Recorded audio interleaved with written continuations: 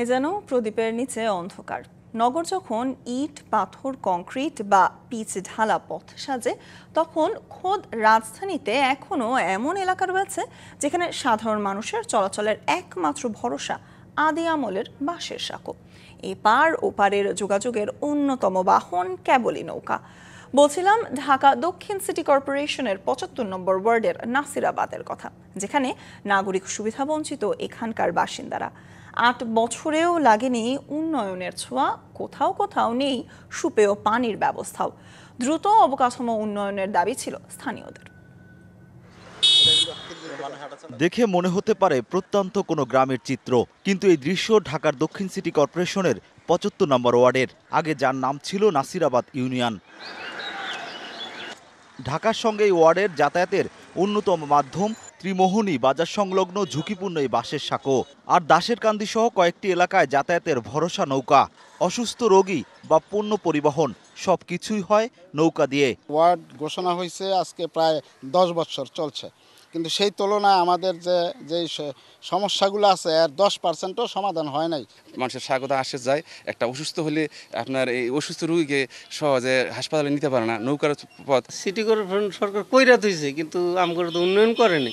বছরের পর বছর পেরিয়ে গেলেও নাগরিক সুবিধা বঞ্চিত স্থানীয়রা। অবকাঠামো উন্নয়ন না হওয়ায় ইন্দারকান্দি, ফকিরখালী, দাসেরকান্দি, বাবুর জায়গা ও ত্রিমোহনী সহ কয়েকটি এলাকার বাসিন্দাদের ভোগান্তি নিত্যদিনের। আমরা টাকা কিন্তু ঠিকানা দেই, আসলে কিন্তু আমরা কিন্তু টাকা পাইনি। আমি কিন্তু ওখানে কিন্তু গেলাম নদীর পানিও দূষণ পচা, রাতের বেলা সন্ধ্যার পরে মশার লাগিয়া কোনো মানুষ দিন এদিকে বসবো, এরকম পরিবেশ থাকে না। আমাদের সমাধানটা আজ পর্যন্ত কেউ করে নাই। অনেকে আসে দেখে আসে মন্ত্রী দেখে যায়, কিন্তু কিছু করে না তারা।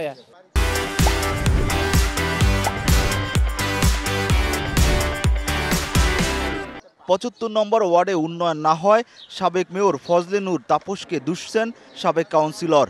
তাপস সাহেব আইসা 2টা ব্রিজ আরও 3টা রাস্তা টেন্ডার সে বাতিল করে, ওয়ার্ক অর্ডার বাতিল করে। প্রতি বছরই চাহিদাপত্র দিতেন।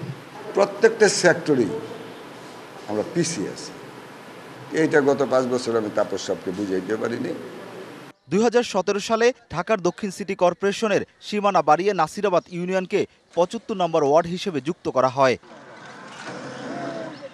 Rakib Hossain, DBC news, Dhaka. ঢাকা দক্ষিণ সিটির ৭৫ নম্বর ওয়ার্ডে রয়েছে আরও অনেক দুর্ভোগ। সেখানকার জনজীবনের চিত্র তুলে ধরতে সরাসরি আমাদের সাথে যুক্ত হবেন সহকর্মী রাকিব হোসেন। রাকিব, এত বছরেও কেন যাতায়াত ব্যবস্থার উন্নতি হয়নি? স্থানীয়রা কি বলছেন, আর জনপ্রতিনিধিরাই বা কি বলছেন? ঢাকা দক্ষিণ সিটি কর্পোরেশনের ৭৫ নম্বর ওয়ার্ড এই নাসিরাবাদ এলাকায়, এখানকার দাসেরকান্দি, ফকিরখালী সহ বেশ কয়েকটি এলাকার মানুষকে কিন্তু বাঁশের সাঁকো এবং নৌকা দিয়ে চলাচল করতে হয়। এটা কিন্তু গত ৮ বছর ধরে এই সমস্যার সম্মুখীন হচ্ছে যখন সিটি কর্পোরেশনের এটাকে আওতায় আনা হয়। একটা বিষয় একটু জানিয়ে রাখি যে অসুস্থ রোগী যদি হয় অথবা পণ্য পরিবহনের ক্ষেত্রেও কিন্তু নানা ধরনের ভোগান্তির শিকার হতে হয় এখানকার মানুষের। এই যে জনদুর্ভোগ, এই দুর্ভোগের বিষয় তারা বিগত সময় যারা জনপ্রতিনিধির দায়িত্ব পালন করেছেন তাদের কাছে ধর্ণা দিয়েও কোনো সুফল মেলেনি। ফলে এই যে ভোগান্তিটা সেটা কিন্তু নিত্যদিনের। এখানে স্থানীয় কয়েকজন বাসিন্দাদের সঙ্গে আমরা একটু কথা বলবো এবং জানার চেষ্টা করব যে আসলে এই যে সমস্যা, এই সমস্যাটার কারণটা কি একটু যদি বলেন। অনেক মন্ত্রী মিনিস্টার এই জীবনে বহুত আইছে, আবার পরও কেউ সবাই আশা ভরসা দিয়েছে, অন্তরও হয় নাই। আমি কই যে এই দাসেরকান্দি ফকিরখালীর লোক অসুখ বিসুখ হইলে আওয়াটা অনাঙ্গ বিরাট একটা ক্ষতি। কিন্তু সরকার যদি আঙ্গ দিকে একটু চাইতো, কামটা যদি ব্রিজটা যদি আঙ্গুর করে দিত, খুব উপকার হইতো আঙ্গ। একটু আরেকজনের কাছে একটু যেতে চাই, আপনার কাছে একটু যেতে চাই, যদি বলেন যে আসলে বিগত সময় যারা জনপ্রতিনিধি এখানে স্থানীয় কাউন্সিলর ছিলেন তাদের কাছে আপনারা এই ব্রিজের সম্পর্কে এবং এখানের যে আপনাদের রাস্তাঘাটের যে কাঁচা রয়েছে, তারপর নানা ধরনের পানির সংকট রয়েছে, সব সংকটের বিষয় আসলে জানানো হয়েছে কিনা এবং তার পরবর্তী টাইমে তারা কি বক্তব্য দিয়েছেন এই বিষয়ে আপনাদের? আমরা অনেকবার মন্ত্রী মিনিস্টারের কাছে আবদার করছি এবং লিখিত আবদারও করছি। আমাদের কোনো আশ্বাস দিতে খালি এই দিব করতে করতে একজনের সময় কেটে গেছে।